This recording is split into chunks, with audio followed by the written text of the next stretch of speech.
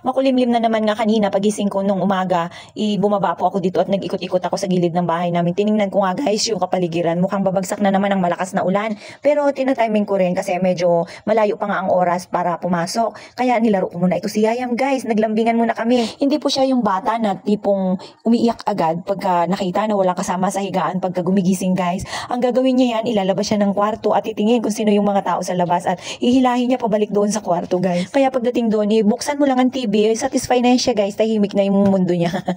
Dito nga po pala ako sa opisina, ng buong maghapon hindi po ako umuwi ng tanghalian. Kasi alam nyo guys, iniisip ko makulimlim, pagka once na umuwi ako at bumagsak ang ulan, mahirap ang daan namin, talagang malamang mag-absent na naman ako. Inisip ko rin naman na meron na ring pagkain sila nanay at Yayam doon ng tanghalian, wala namang problema, total naman, guys, umuwi naman ako maghapon, kaya sabi ko ngayong hapon na lang nga po ako uuwi.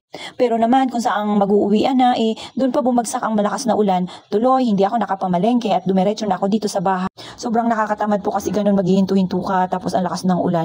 Pagdating ko nga po dito sa bahay, yun gising si Yayam guys, kaya pagbukas ng gate laging nakakapit, parang tuko si Yayam kay nanay at yan. Medyo makulimlim nga at malamig ang panahon, kaya nagtimpla na rin ako ng kape na nilagyan ko na rin siya guys ng gatas. Pero alam nyo, bibihira lang ako maggatas guys, kaya lang ngayon talagang parang mas feel ko mag-inom ng gatas ngayon guys kasi buong maghapon hindi ako uminom ng kape. At isa pa parang namimiss ko na nga rin uminom ng gatas, kaya ayan, at tingnan nyo nga ang aking merienda guys, dito pa pala nakalagay sa may lalagyan ng aking mga panty liner. Hindi ko alam kung anong may meriendahin ko, panty liner ba itong cream o alam niyo po kasi itong si Yayam guys, kung anong nakikita yung ginagawa, kaya kahit na hindi sa kanya ipinakikialaman. Napansin ko nga po sa kanya marami na siyang natututunan, lalo na yung mga pang-araw-araw na ginagawa. Pero alam nyo guys, natutuwa ako kasi nga pagka umiinom siya ng Chucky at alam niyang ubos na, wala ng laman, dinediretso niya na doon sa basurahan, marunong na talaga. Pagtapos ko nga pong magmerienda, naglakad-lakad muna ako guys dito sa baba, nagpatunaw muna ako at nilanghap ko muna yung simoy ng hangin at sobrang lamig nga dahil nga syempre umulan guys, di ba? Buti na nga lang, medyo huminto na pero nag-aambon-ambon pa rin. Masarap talaga yung panahon pagka ganitong taglamig guys, masarap matulog, lalo na pagkagabi. Naku po, pero huwag na lang sabayan ng aircon. Naku po, talagang sisipunin tayo. Tamang electric fan na lang para hindi naman gaanong malamig. Guys, tingnan nyo nga ang gaganda ng mga sibol, ng mga halaman, ng bulaklak, di ba? Sabi ko sa inyo, ang ganda talaga pagka nadidiligan. Nakagaya rin yan ng mga tao pagka naalagaan, merong nag-aalaga at nagmamahal. Wow, nakikita mo talaga yung pagka-blooming ng isang tao guys. Oh, sana all na lang naalagaan. Change topic na nga lang tayo guys, na iba na naman ang topic at ako'y nalulungkot na.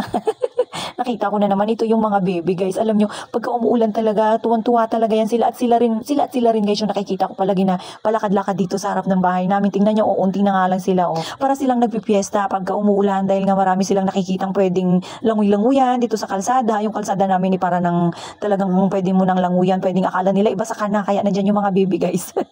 Tingnan nyo nga kasi guys, dyan sa may baba namin, ayan, ikanal na siya. Kaya mas nakakatakot na dumaan dyan yung mga sasakyan, yung mga motor na mabibilis minsan. O diba, subsob ka talaga dyan sa part na yan dahil malalim po yan. Kaya yung mga dumadaan dito dapat iingat-ingat po talaga.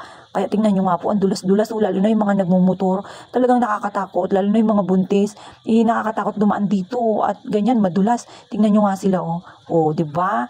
Sino ba naman gaganahan na dumaan dyan araw-araw, sisipaging maglakad at lumabas ng bahay?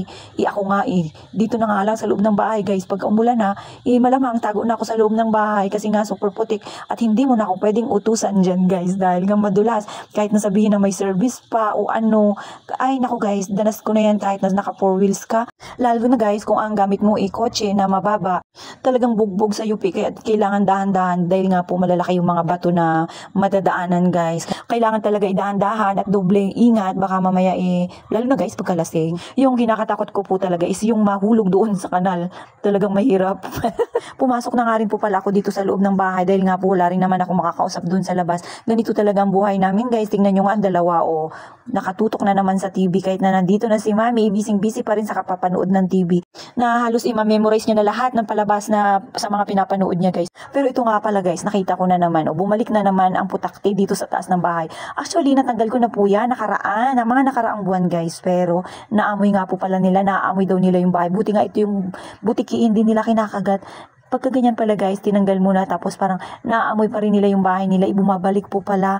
So ngayon ang gagawin ko guys, itatanggalin ko na naman yan sa pamamagitan ng walis. Ito lang naman yung ginagamit ko, nakaraan yan din siya guys. Pero nakaraan mas marami yan eh. Yan sila, o tignan nyo, nag-iipon-ipon pa nga lang sila guys. At ginamitan ko na nga lang ng hawakan ng walis. Buti yung iba nakalipad naman guys, tignan nyo nga o kinagat pa ako sa may siko.